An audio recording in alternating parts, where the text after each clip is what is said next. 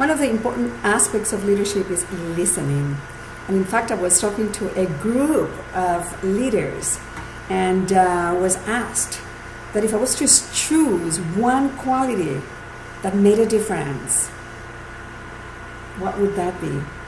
And I openly expressed that it was listening. Of course, we have to be careful what we mean by listening.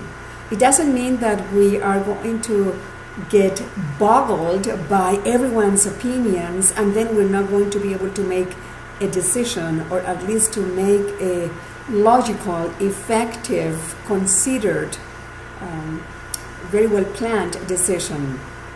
You see, listening to others is the ability to demonstrate to others that they are important, that their opinions count, that everyone has a unique perspective, and that perhaps a perspective that I don't have because I am sitting in a different place, from a different mindset, from a different point of view, from a different paradigm, from a different perspective.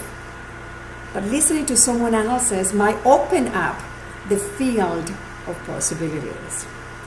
I also understand that there are people who advocate that we should not listen to many opinions, but to listen to the inner voice of each individual. And in fact, it has been said like this: listen to your inner voice, to your intuitive voice, and to the counsel of God, God's counsel. And yes, I also advocate that. But that process, how I see it, is that second process of sitting down and then listening to our own voice comes or is enriched by the perspectives of other people. And that's why I've been saying in the videos that listening to others doesn't mean that I'm going to take everyone's opinions, or someone, because I like that person, I'm going to take it. No, there is a process of evaluating.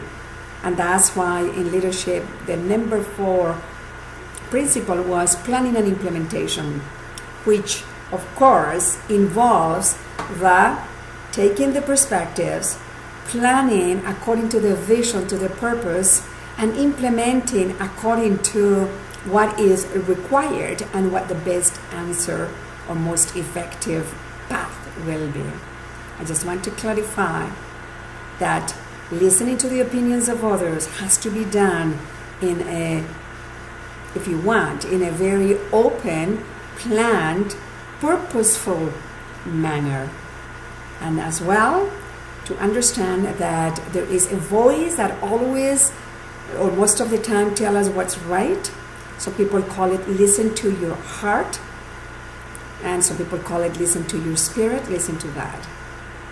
And leaders, because leadership is about gaining the power back, is about gaining that ability to make effective decisions, to understand that the outside world is the outside world, but that we within have the ability to create whatever it is that we desire.